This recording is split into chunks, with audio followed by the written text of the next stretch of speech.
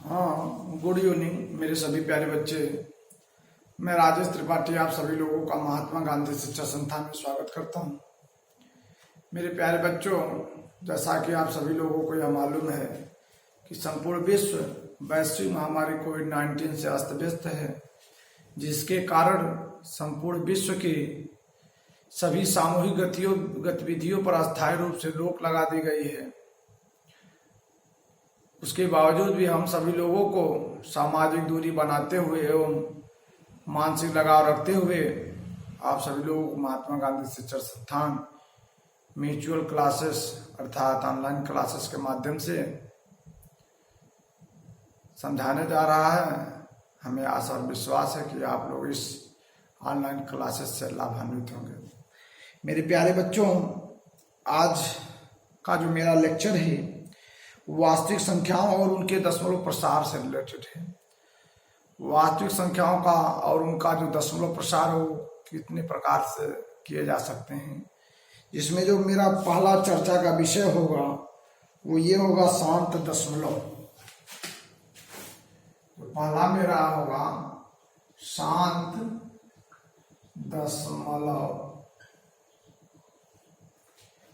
इसको ऐसे भी लिखते हैं शांत दशमलव। ये क्या होता है इसके बारे में आइए चर्चाएं होनी है कि शांत दशमलव होता क्या है। शांत दशमलव को इंग्लिश में टर्मिनेटिंग बोलते हैं। क्या बोलते हैं बेटा? टर्मिनेटिंग बोलते हैं। तो शांत दशमलव क्या है ये जान लीजिए आप सभी लोग। शांत दशमलव उसे कहते हैं जब किसी नंबर में किसी दूसरे नंबर से भाग दिया जाए। भाग देने के उपरांत कुछ चरणों के बाद यदि शेषफल शून्य हो जाए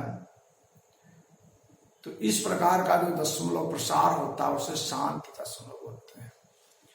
जिस प्रकार एक एग्जाम्पल दिया जा रहा है 7/8 शांत दशमलव है या नहीं ये प्रूफ करना हो यदि आपको कि 7/8 शांत दशमलव है कि नहीं, तो उसके लिए करना क्या होता है 7/8 कर देना चाहिए।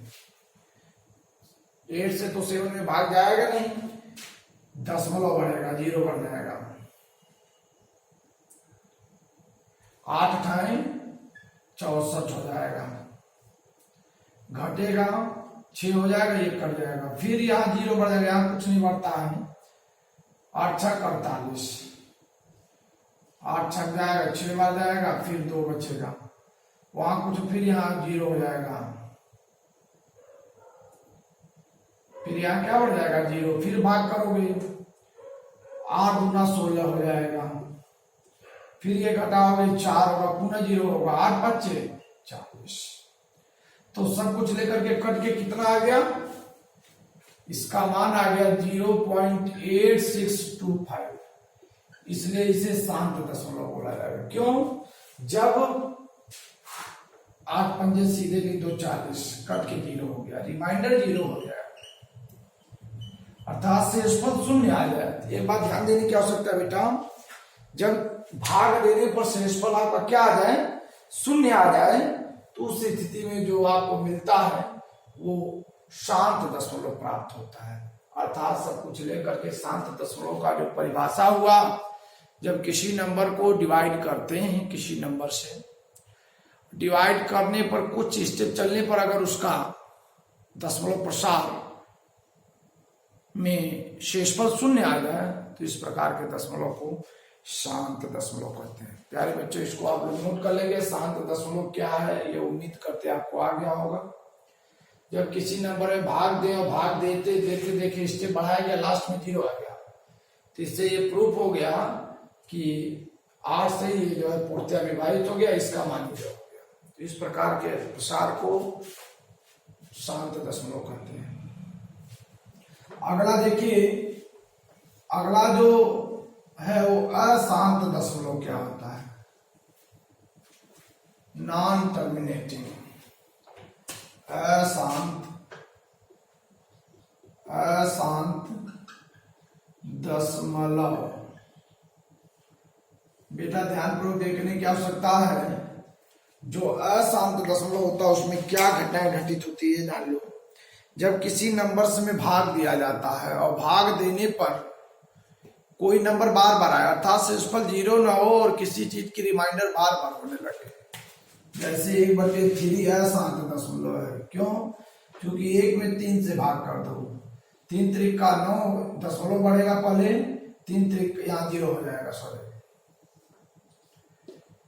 1 में 3 से भाग करोगे यहाँ दशमलव बढ़ेगा, यहाँ 0 बढ़ जाएगा, 3 त्रिक का 9, 1 होगा पुनः 0, यहाँ कुछ नहीं बढ़ता, 3 त्रिक का 9, फिर यहाँ जो है 1 बचेगा, फिर 0 बढ़ेगा, 3 त्रिक का 9, फिर 1 बचेगा।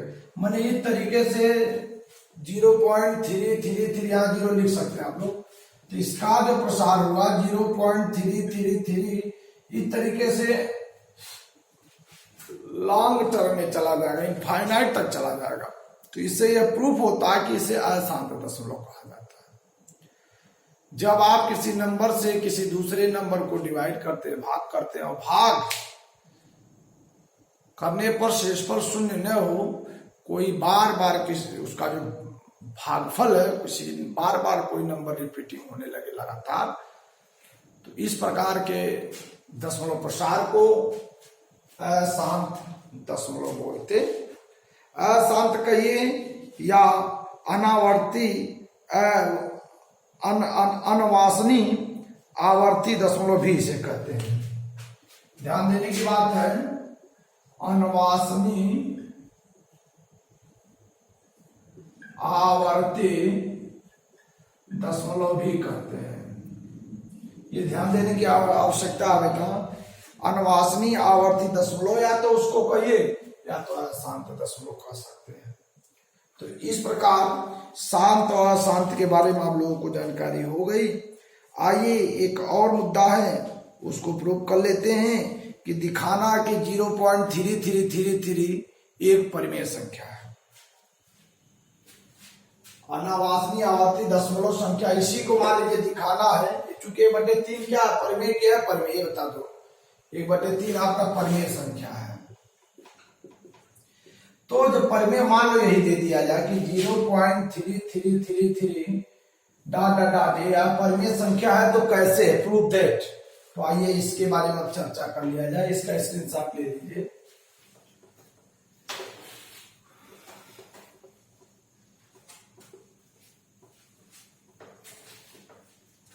मेरे प्यारे बच्चों ध्यानपूर्वक देखिएगा सभी लोग।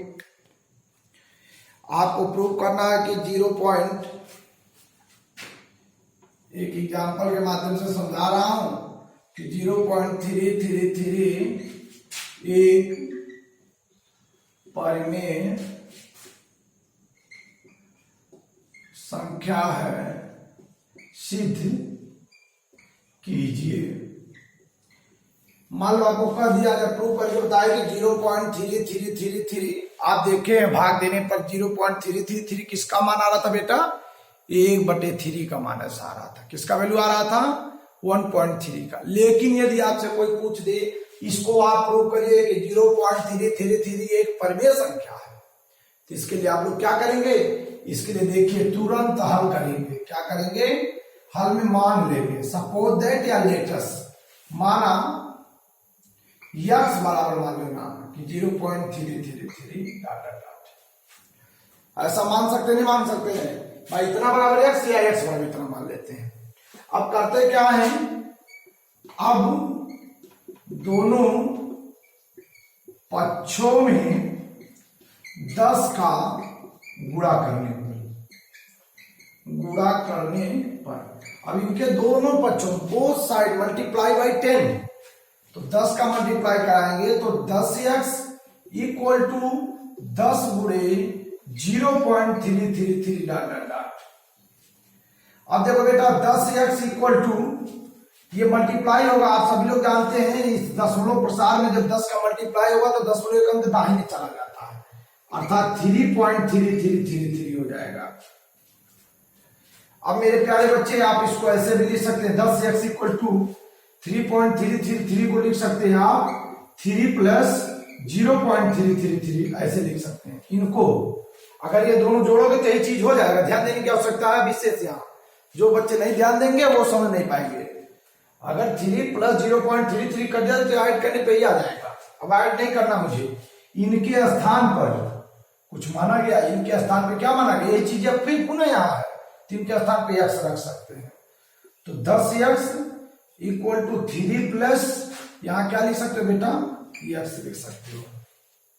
बात ध्यान देना, ये इक्वेशन पहला बना दो के, ये इक्वेशन दूसरा बना दीजिए, इच्छा करे आप लोगों का। समीकरण 1 से x, यहाँ इसका मान x है, यहाँ लाके रखा गया, x बाएं आएगा तो 10x माइनस x बराबर 3, घट जाएगा 9x बराबर हो जाएगा 3 बेटा। अब ध्यान पूर्वक देखिएगा, यहाँ 9x इंटू में है, जब 9 राइट जाएगा तो किसमें बदल जाता है, बटे में, तो 3/9 हो जाएगा। काट दो, 3 करें 3, 3 3 का 9, अर्थात x बराबर हो गया बेटा 1/3। और x बराबर क्या माने थे, ये माने थे, अर्थात इस x के स्थान पे 1/3 रख दोगे, अर्थात इसका 1/3 का मान ये हुआ, यही ना। अतः यह प्रूफ हो जाता है कि 0.333 एक परिमेय संख्या होगा, क्योंकि उसका मान 1/3 आ गया।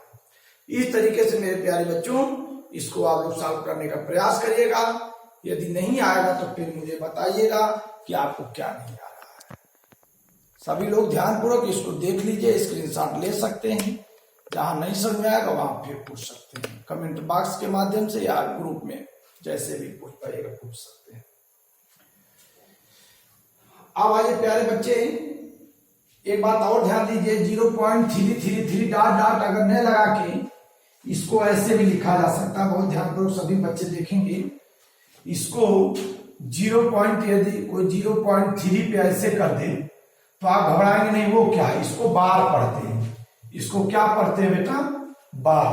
और बार माने बार बार, बार का मतलब क्या होता है, बार बार, अर्थात अगर वो हटाएंगे तो 0.333 माने अनंत बार है। तो इस तरीके से अगर 333 में करके 3 पे बार है तो मत घबराना, 3 पे बार का मतलब 0.333 अनंत बार।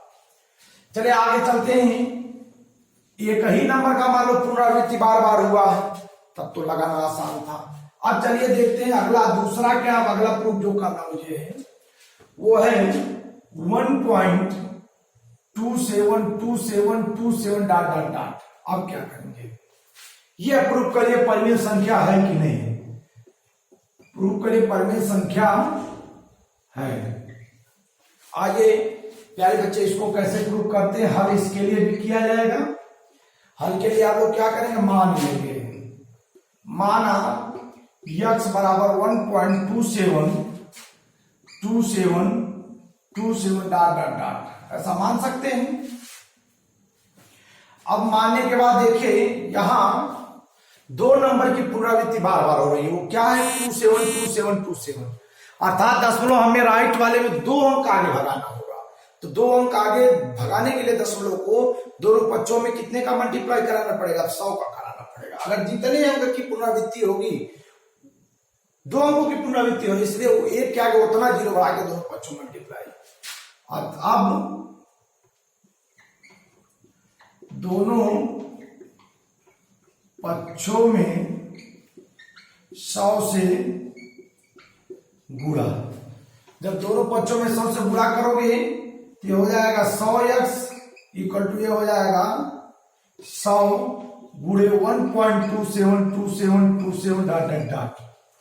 अब बेटा देखो ये 100x तो हो गया सीधे सीधे, ये 100 का मल्टीप्लाई होगा तो 0.2 अंक आगे कूद जाता है, अर्थात 127.272727 डॉट डॉट डॉट, इस तरह के लिख सकते हैं। अब इसको आप इस रूप में लिखने के लिए क्या करना होगा, देखिए बहुत ध्यानपूर्वक सुनना होगा। 100x ये नहीं 127 प्लस यहां करो, चूंकि यहां लेफ्ट में दशमलव को 1 होना चाहिए, इसलिए 127 को आप 126 करेंगे, फिर प्लस 1.2727 लिख सकते हैं, 272727 इस तरीके से बेटा। क्यों, अब 127 और 126 और 1 जुड़ेगा 127, और ये आगे जो दशमलव प्रसार उसको ऐसे लिख देंगे 272727, अर्थात इसको किसको बेटा, इनको आप इस रूप में लिख सकते हैं। कोई दिक्कत है किसी को लिखने में, 127 और 126 फिर प्लस 1, अब आगे जो है उसको लिख दिया गया, इसको मत ध्यान दीजिए। 127 को देखो 126 प्लस 1 127, और आगे 0.272727 आगे बढ़ जाएगा। अब बेटा इसका मान क्या है आपके पास, इनका मान आपको यहां देखिए, इसका मान x, इनके स्थान पे x रख दीजिए, तो 100x equal to 126 plus x हो जाएगा बेटा। अब ये x लेफ्ट आएगा तो 100x minus x equal to 126 हो गया। ये घट जाएगा 99x इक्वल टू 126। ये जब इंटू में होता बेटा तो राइट में जाता तो भाग में हो जाता, बटे में, सभी लोग जानते हैं। अर्थात x बराबर 126 बटे 99। बात समझिएगा ध्यानपूर्वक। अब 3 से कट जाएगा, 3 चौका 12, 3 दूना 6, 3 करें 3 त्रिका 9, 3 त्रिका 9। पुनः 3 से कटेगा, 3 करें 3, 3 चौका 12, 3 करें 3, अब नहीं कटेगा। अर्थात x का मान आ गया 14/11। ये परिमेय संख्या है कि नहीं? 14/11 है। अर्थात 14/11 एक परिमेय संख्या है।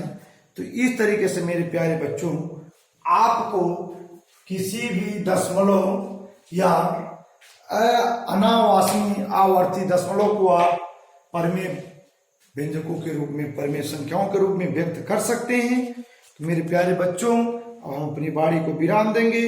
एक्सरसाइज नंबर 1.3 के कुछ क्वेश्चन आपके सॉल्व हो जाएंगे।